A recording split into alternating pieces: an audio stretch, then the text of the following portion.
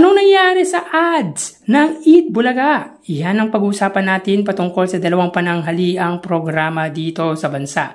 Pero bago yan at bago natin umpisa ng online viewership nila, ay humiling ako na pakasubscribe po ang aking YouTube channel. Paki-like and share natin po mga kaparokya para mas dumami pa po ang makapanood ng content natin. Maraming salamat po sa inyo mga kaparokya. So, yun nga po mga parokya, kaninang episode ay wala po si Ann Curtis at si Vice Ganda sa It's Showtime. Samantalang sa Eat Bulaga ay wala po si Miles Ocampo. Dahil dyan mga parokya, ang It's Showtime po ay may 76,000 highest viewership na naabot kanina, samantalang 152,000 naman po sa Eat Bulaga. So, pagdating sa highest viewership mga kaparokya ay llamado po dito ang longest running noontime show against sa It's Showtime. Pagdating naman po sa TV ads mga kaparokya, anong nangyari? Bakit ang baba ng nakuha ng Eat Bulaga? Sapagkat meron lang po silang 20 TV ads laban po sa 177 TV ads ng It's Showtime. So malaki po ang ibinaba ng ads ng Eat Bulaga. Sa unang gap ay may 6 ads, sa pangalawa ay may 6 ads, at sa pangatlong gap ay may 8 ads. So parang yung ads na lumabas kaninang episode ay parang tuwing Saturday edition. So sa It's Showtime naman po, 50 ads sa unang gap, sa pangalawa ay 53, 43 sa TV, sa pangatlo, at 30 TV ads sa pang-apat. So ito ba ang way ng GMA at ng ABS-CBN para pabagsakin ang Eat Bulaga, ang mawalan ng mga advertisers? Hindi po natin alam yan mga kaparokya. Tanging nakakaalam lang dyan po ay ang TVJ Production. Anyways mga kaparokya, bagaman mababa po ang ads na ng Eat Bulaga kaninang episode, ay hamak na mas malaki pa rin naman po ang ipinamahaging pa-premyo nito against sa It's Showtime, sapagkat meron silang 170,000 pesos, samantalang ang It's Showtime ay 125,000 pesos. Magkaganon man mga parokya, kahit mas mababa ang sa It's Showtime, ay malaking papremyo po ang naipamahagi nila kaninang episode. So again, 170,000 sa Eat Bulaga at 125,000 naman po sa It's Showtime. So tara ating alamin ang online viewership ng dalawang bigating noontime shows.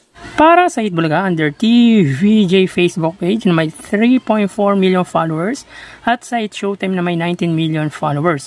So sa oras na 1:40 PM, ang It's Showtime po ay may kasalukuyang segment na breaking news, samantalang ang Eat Bulaga naman po ay Gimme 5. So dito ang It's Showtime ay may 2,400 live viewers, samantalang hindi pa po nagpa-pop up ang views ng Eat Bulaga. So wait lang po tayo mga kaparokya. So, ang Eat Bulaga po ay may 4,300 live viewers. So, again, sa oras na 1:40 PM, ang It's Showtime ay may 2,400 live viewers at ang Eat Bulaga naman po ay may 4,400 live viewers. So, pagdating sa Facebook Live, mga kaparokya, ay angat po dito ang Eat Bulaga ng 2,000 viewers. So, mapunta po tayo sa TV Network YouTube channel ng dalawang noontime shows. Para po sa It's Showtime under GMA Network YouTube channel na may 39.6 million subscribers at sa Eat Bulaga under TV5 YouTube channel na may 2.55 million subscribers. So sa oras na 1:41 PM, ang It's Showtime under GMA Network, sila po ay may 22,000 viewers. Ang Eat Bulaga naman po under TV5 ay may 23,000 live viewers. So again, sa oras na 1:41 PM, ang It's Showtime, sila po ay may 22,000 viewers under GMA Network at ang Eat Bulaga under TV5 ay may 23,000 live viewers. So pagdating sa TV Network YouTube channel, ay angat po dito ang TV5 against sa GMA ng 1,000 viewers. So mapunta tayo sa main YouTube channel ng dalawang noontime shows.